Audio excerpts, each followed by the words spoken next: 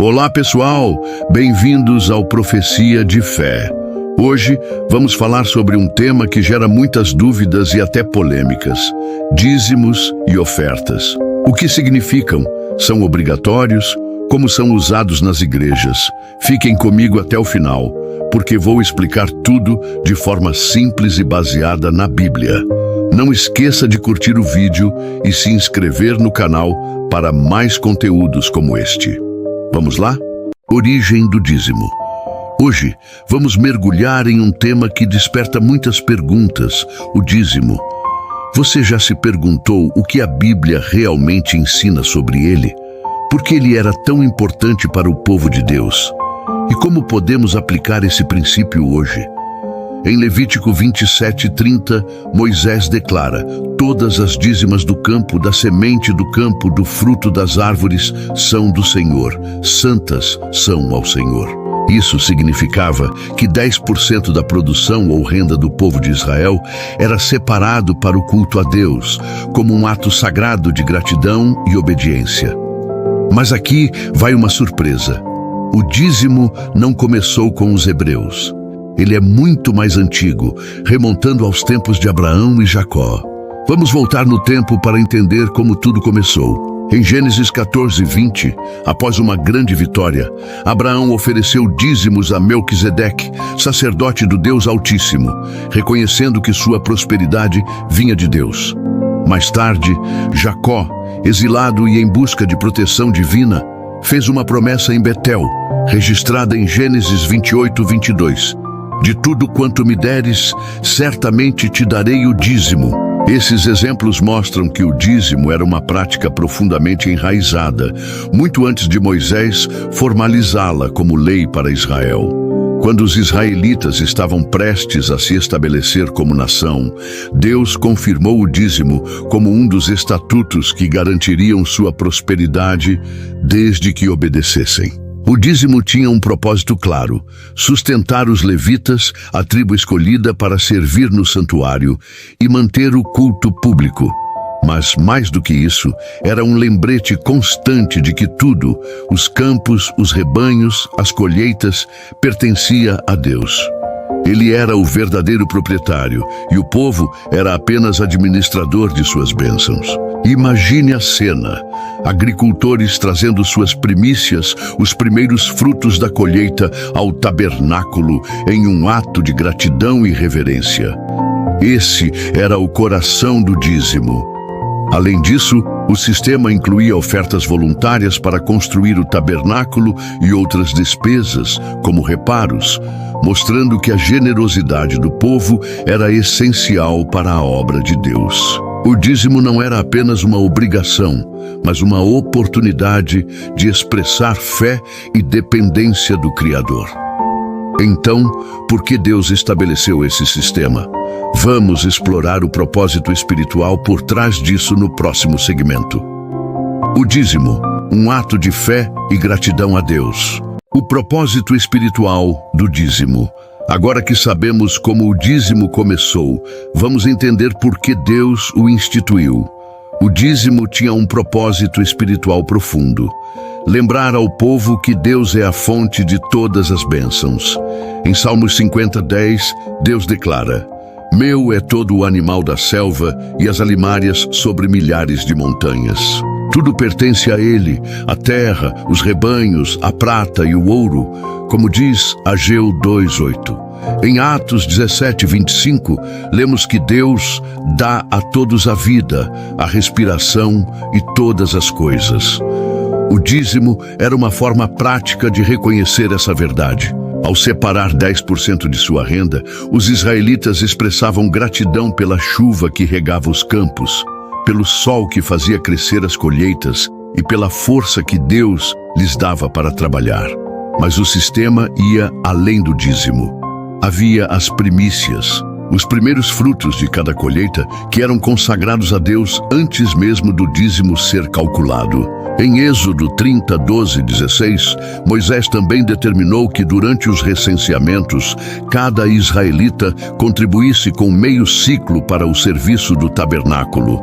Essas ofertas voluntárias sustentaram a construção do tabernáculo e, mais tarde, do templo, mostrando a generosidade do povo. Quando os hebreus levavam suas primícias ao santuário, faziam uma declaração pública, como descrito em Deuteronômio 26, 5, 11. Eles diziam: Ciro miserável foi meu pai, recontando como Deus os libertou da escravidão no Egito e os trouxe a uma terra que mana leite e mel. Esse ato reforçava sua história de redenção e gratidão. O dízimo e as ofertas não eram apenas transações financeiras, mas atos de adoração que conectavam o povo a Deus. Além disso, o sistema incluía provisões generosas para os pobres, mostrando que a generosidade de Deus deveria refletir-se na compaixão pelos necessitados. O dízimo era, portanto, uma lição constante. Deus é o dono e nós somos seus mordomos. Ele nos confia recursos, mas espera que os usemos com sabedoria e gratidão. Imagine a emoção de um agricultor trazendo os primeiros frutos de sua colheita ao templo, sabendo que estava honrando o Criador. Esse princípio nos desafia a refletir como reconhecemos as bênçãos de Deus em nossa vida. No próximo segmento veremos como a obediência ao dízimo trazia bênçãos incríveis e o que acontecia quando o povo escolhia reter o que pertencia a Deus. Deus é a fonte de todas as bênçãos. O dízimo no Novo Testamento e hoje o princípio do dízimo não ficou no Antigo Testamento. Ele continua relevante no Novo Testamento e em nossa vida hoje. Jesus afirmou em Mateus 10, 8, de graça recebestes, de graça dai. Ele nos ensina que, assim como recebemos bênçãos de Deus sem merecer, devemos compartilhar com generosidade. O apóstolo Paulo reforça isso em 2 Coríntios 9, 6, 8. O que semeia pouco, pouco também ceifará, e o que semeia em abundância também ceifará. Deus é poderoso para fazer abundar em vós toda a graça. O dízimo e as ofertas devem ser dados com alegria, não por obrigação, como diz 2 Coríntios 9, 7. Deus ama ao que dá com alegria. Hoje o dízimo sustenta igrejas, financia missões, ajuda os necessitados e espalha o evangelho pelo mundo. Pense no impacto. Uma pequena oferta pode alcançar alguém do outro lado do planeta com a mensagem de Jesus. Um exemplo inspirador vem do tabernáculo, em Êxodo 36, 6. O povo de Israel deu tantas ofertas voluntárias que Moisés precisou dizer: parem de trazer, pois já temos mais do que o necessário. Imagine se nossas igrejas vivessem essa generosidade hoje. O dízimo reflete nossa gratidão pelo maior presente de todos, o sacrifício de Jesus na cruz. Como diz Lucas 12, 48, a qualquer que muito for dado, muito se lhe pedirá. Quanto mais bênçãos recebemos, maior é nossa responsabilidade de compartilhar. O dízimo não é apenas sobre dinheiro, é sobre um coração que confia em Deus e deseja participar de sua obra. Na economia hebraica, o dízimo era uma lei, mas hoje é um privilégio, uma chance de expressar nossa fé e amor. E como você pode aplicar esse princípio? Talvez seja começando a dizimar, oferecendo uma doação especial ou ajudando alguém em necessidade. O importante é dar com um coração grato, sabendo que Deus multiplica cada semente plantada. Vamos ao encerramento com um desafio prático. Dê com alegria e confie em Deus. Encerramento e chamada à ação. Chegamos ao final e espero que você esteja inspirado com o que aprendemos sobre o dízimo. Ele é muito mais que uma oferta financeira. É um ato de fé, gratidão e parceria com Deus. Em Malaquias 3:10, Deus nos faz um convite incrível. Trazei todos os dízimos à casa do tesouro, para que haja mantimento na minha casa, e depois fazei prova de mim, Diz o Senhor dos Exércitos: se eu vos não abrir as janelas do céu e não derramar sobre vós uma bênção tal, que dela vos advenha a maior abastança. Que promessa poderosa!